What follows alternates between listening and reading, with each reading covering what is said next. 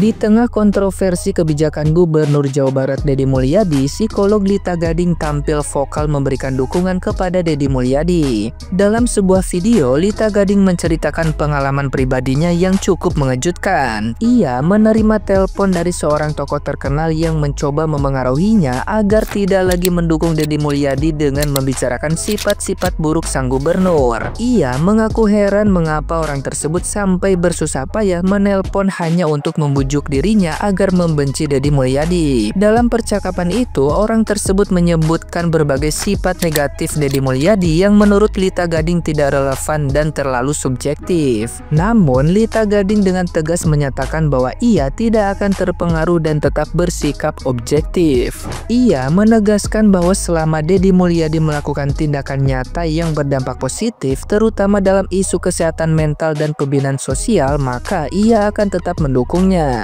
Lita Gading juga memuji Deddy Mulyadi sebagai sosok pemimpin yang berani mengambil langkah nyata, bukan hanya beretorika. Menurutnya, kebijakan-kebijakan Deddy Mulyadi menyentuh langsung masyarakat kecil dan merealisasikan hal-hal yang selama ini hanya menjadi wacana pemimpin-pemimpin sebelumnya. Ia menyindir gaya kepemimpinan lama yang cenderung bertele-tele dan manis di kata-kata, tapi minim aksi nyata. Namun, Lita Gading juga memperingatkan bahwa ada pihak-pihak tertentu yang merasa terusik dengan gebrakan Deddy Mulyadi. Ia menyebut adanya ormas dan premanisme yang ikut menyerang karena merasa kepentingannya terganggu. Di akhir video, Lita Gading menegaskan bahwa dirinya tidak mencari sensasi atau keviralan, tapi menyuarakan kebenaran berdasarkan analisis psikologis dan pengamatan sosialnya sebagai profesional. Ia menghimbau agar tidak ada lagi yang mencoba memengaruhinya secara personal.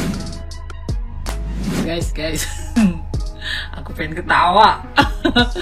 Tadi ada yang telepon sama saya, guys. Ini bener loh, nggak bohong, nggak gosip. Ini bukan hoax nih, dengerin. Tapi saya nggak akan kasih tahu nih siapa yang telepon, oke? Cukup terkenal, guys. Ya, kan beberapa hari ini saya membuat konten mendukung semua kebijakan-kebibijakan yang dilakukan oleh KDM, Kang Deddy Mulyadi. Seperti itu, Gubernur Jawa Barat, guys. Aduh, ting tanya, terjalma teh, kok Sunda? Saya bingung loh, kenapa dia itu nelpon saya dan dalam tanda kutip mempengaruhi agar saya itu membenci KDM. Bingung saya. Tahu nggak sih, dibilangnya katanya si Kang Deddy teh, aduh, punya sifat yang jelek lah katanya gitu ya, dan punya sifat yang punten ya, dan gitu loh katanya begitu, atau punya sifat yang juga kena gitu tah. Aduh, ampun, Masya Allah, ampun deh. Dengar ya, kamu yang telepon saya, masih bagus nggak saya sampaikan siapa yang telepon, ya kan? Jangan mempengaruhi saya akan berpikir objektif dan saya akan membela yang benar, saya akan membela dan menyuarakan segala sesuatu yang berhubungan dengan kesehatan mental. Apabila kesehatan mental itu didukung oleh semua masyarakat dengan nilai yang baik, ya, dan mempunyai kerja nyata yang dilakukan oleh Kang Deddy Mulyadi, saya tetap akan mendukung. Sekalipun Anda bilang bahwa dia itu mempunyai sifat yang, mohon maaf, jelek lah. Aduh, ampun. Susah ya saya mau ngomongnya, guys. Karena apa? Saya takut di-ban. Aduh, guys, ampun, please deh. Oke ya, yang jelas nih, yang jelas. Untuk Kang Deddy, maju terus, Kang. Apapun di luar sana yang membenci Anda, pasti banyak yang membenci. Karena apa? Dia orang yang berani, dia yang mendobrak semua kebijakan-kebijakan yang tadinya hanya cuma wacana-wacana doang, ngomong-ngomong doang, tapi tidak ada realisasinya, tapi direalisasikan oleh Kang Deddy. Itu keren banget ya. Jadi kita sebagai masyarakat nih, saya ini kan masyarakat, ya kan, termasuk saya kan orang Bandung, saya kan masyarakat Bandung, jadi terang gitu loh. Saya kepengen gubernurnya itu memang menyentuh masyarakat secara langsung gitu loh. Selama ini nggak pernah gitu loh. Kita hanya melihat tuh, wah, dengan gaya yang perlente, duduk di meja dengan tutur kata yang manis, tapi ternyata punya sesuatu di balik sana gitu loh. Apalagi ya kita kan udah tahu lah ya seperti apa track recordnya gitu loh. Tapi yang jelas, selama gubernur kita itu menatap ke depan dan untuk kepentingan masyarakat banyak, go ahead, jalan terus. Ya, kita masyarakat pasti akan dukung. Sekalipun para ormas-ormas ya, yang ormas-ormas tuh juga pada menyerang loh, guys, hati-hati, karena merasa terusik gitu loh, harus diberantas gitu loh, harus, kalau menurut saya harus tuh, premanisme tuh harus diberantas, karena ini yang menghambat masyarakat untuk berkembang ini, seperti ini, untuk maju dan berkembang ini nih yang menghambat nih orang-orang seperti ini. Oke, nggak usah disebutkan lah ormasnya yang mana, tapi kita tahu sendiri dan search internet semua ada tuh ormas-ormas yang bikin kita kacau gitu ya. Udah, pokoknya maju terus, tatap ke depan. Yang penting masyarakat bisa dimanusiakan dengan baik dan bisa menjadi sesuatu yang membanggakan untuk kita dan masyarakat kecil. Masyarakat kecil dinaikkan, yang kita sudah mapan lebih dipertahankan. Gitu loh, bener gak guys? Setuju gak dengan saya? Gak usah pakai telepon-telepon saya lagi ya, oke? Tidak perlu harus mempengaruhi saya. Mungkin bahasan saya setiap ada di media sosial itu mungkin viral. Mungkin ada dukungan dari kalian. Saya tidak mencari viral di sini, tapi saya menyuarakan yang benar. Itu aja. Ya, dari sisi pandangan saya, keilmuan saya, dari sisi kebijakan secara psikologis, pandangan dan analisis psikologis dan pengamatan sosial. Seperti itu. Ada salah dengan saya? Mau berusaha untuk mempengaruhi saya? No way, atuh. Orang Sunda saya mah harus tahu dan harus memilah mana yang harus lebih penting, mana yang lebih penting yang harus saya dulukan. Oke? Jangan telepon lagi ke saya. Oke? Nah, gimana nih menurut netizen yang terhormat? Silahkan berkomentar ya.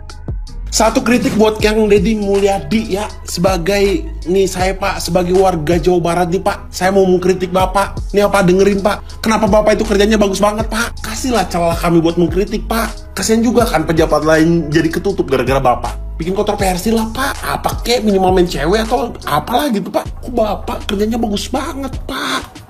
Nih Pak, cobalah Pak, males-malesan dikit lah gitu kan. Apa kek Pak, rebahan dulu lah Pak, rebahan gitu kan. Ini konten saya isinya itu FVP-nya Bapak doang nih Pak. Nih Bapak tuh masalahnya bagus banget Pak. Ini saya mau mengkritik itu aja Pak. Ada gocap gak Pak? Sebenarnya Kang Deddy Mulyadi itu termasuk gubernur yang aneh sih ya menurut gua gitu. Soalnya perkataan dia, perilaku dia, apapun segala macam gitu tuh gua tuh kagak setuju gitu, sumpah dah. Apalagi yang kemarin tuh yang kasus dia itu maki-maki anak-anak kecil kan, yang namanya Aura kan, yang dia ngatain kalau Kismin gak usah belagu gitu. Lu tahu kan? Soalnya ya selama dia menjabat nih sebagai gubernur gitu, ada aja gebrakan barunya, sumpah dah. Yang pertama tuh yang dia baru dilantik tuh, dia tuh kan kayak masuk ke selokan-selokan gitu untuk ngebersihin sampah kan. Terusnya dia ngegusut, terusnya dia ini segala macem gitu. Sumpah dah, kata gue kayak itu baru pemimpin namanya ya kan. Daripada pemimpin lain bisanya cuma nunjuk doang. Sekarang dikarenakan adanya KDM tuh, Kang Deddy Mulyadi ya kan, semua pemimpin tuh pada ngikutin tuh. Pada ngikutin apa? Pada ngikutin konten ya kan, pada ngikutin ini, pada ngikutin itu segala macem. Jadinya kan kayak gitu, jadi bagus gitu. Secara ya gue tuh kan tinggal di Jawa Barat juga ya, lebih tepatnya tuh di Sukabumi gitu ya kan. Nah, setuju tuh gue tuh ya kan, tapi gue belum kebagian aja nih nanti nih di daerah gue nih, entah mau diapain kah, mau diapain sama dia tuh gitu ya kan, karena dia belum dateng nih ke daerah gue gitu guys. Kenapa tadi di awal gue ngomong kagak setuju? Karena gue kagak setuju tuh kalau semisalnya Kang Deddy Mulyadi cuma jadi gubernur doang. Kalau bisa nanti setelah Pak Prabowo dia dah jadi presiden dah, bener dah. Kayaknya rapi nih Indonesia nih, beneran dah. Apalagi yang kayak di pinggir-pinggiran itu, apalagi segala macam tuh, kata gue udah rapi dah. Rapi sama dia mah, sumpah. Kata gue dia tuh orang yang kagak bisa diem gitu. Kayak ngelihat sedikit begini nih langsung disamperin gitu. Ngeliat begini langsung disamperin apa segala macam, kayak bermanfaat banget sih sumpah. Untuk jadi pemimpin tuh kata gue udah the best banget sih kayak gitu tuh. Daripada ya yang kayak ya Allah, gue masih mengungkit tentang itu tuh, tentang banjir seleher kucing harus pakai perahu karet. Terus ada lagi tuh banjir seleher kucing harus pakai helikopter. Kagak dah, udah dah. Bapak kalau bisa Pak, Bapak ke daerah Sukabumi Pak. Soalnya apa Pak, itu jalanan kan cuma satu doang Pak. Gitu, kalau setiap jam 4 sore Pak, itu pabrik keluar. Terus anak sekolahan keluar, itu setiap sore macet Pak. Beneran dah Pak, kalau Bapak ngeliat konten saya nih Pak, buset Pak. Itu pabrik berapa biji tuh macet. Terusnya, sekolahan itu berapa, jadi kayak berbarengan gitu Pak. Kayak, oh magah, gue gak bisa keluar kemana-mana kalau misalnya jam 4 sore sampai jam setengah 7 kadang belum beres-beres tuh. Sumpah dah, kalau kalian juga orang Sukabumi nih, ya kan, apalagi yang kayak Cibadak, terus bagian-bagian sono tuh, ya kan, yang arah-arah mau ke Cisaat tuh, itu macet Pak. Ya Allah Pak, astagfirullah Pak. Gubernur ibarat hujan di tengah kekeringan. Pernah nggak sih kita merasa hidup kayak nunggu bus yang nggak pernah datang? Tiap pemilu kita nunggu pemimpin kayak nunggu mantan minta maaf. Nggak bakal kejadian. Tapi tiba-tiba datanglah satu orang, namanya Kang Deddy Mulyadi. Bukan Superman, bukan juga influencer. Beliau seperti hujan di tengah ladang yang retak. Waktu rakyat udah mau menyerah, dia datang. Bukan bawa janji, tapi bawa cangkul. Bukan pencitraan, tapi buat nanam harapan. Mobil dinas, dia tolak. Loh, pejabat lain baru dilantik aja udah nanya, flag racingnya bisa diganti nggak? Tapi Kang Deddy lebih milih naik mobil biasa, karena dia tahu yang butuh upgrade itu bukan mobil, tapi kehidupan rakyatnya. Dana negara yang biasanya dipakai buat ngopi-ngopi APBD, sama dia dialihkan buat emak-emak yang dagang sayur, buat anak-anak yang mimpinya enggak cukup dibiayai dengan program pemerintah. Pendidikan yang biayanya lebih mahal dari utang mantan, dia bongkar. Karena beliau tahu, masa depan bukan cuma buat yang mampu bayar, tapi buat yang mau belajar. Beliau itu enggak banyak gaya, tapi tahan banting. Dari anak petani, sekarang ngurus petani. Turun langsung, bukan turun-temurun, inspeksi. Bahkan, mungkin CCTV pun kalah update sama Kang Deddy. Ancaman, udah, diintimidasi. Lewat, karena beliau ngerti.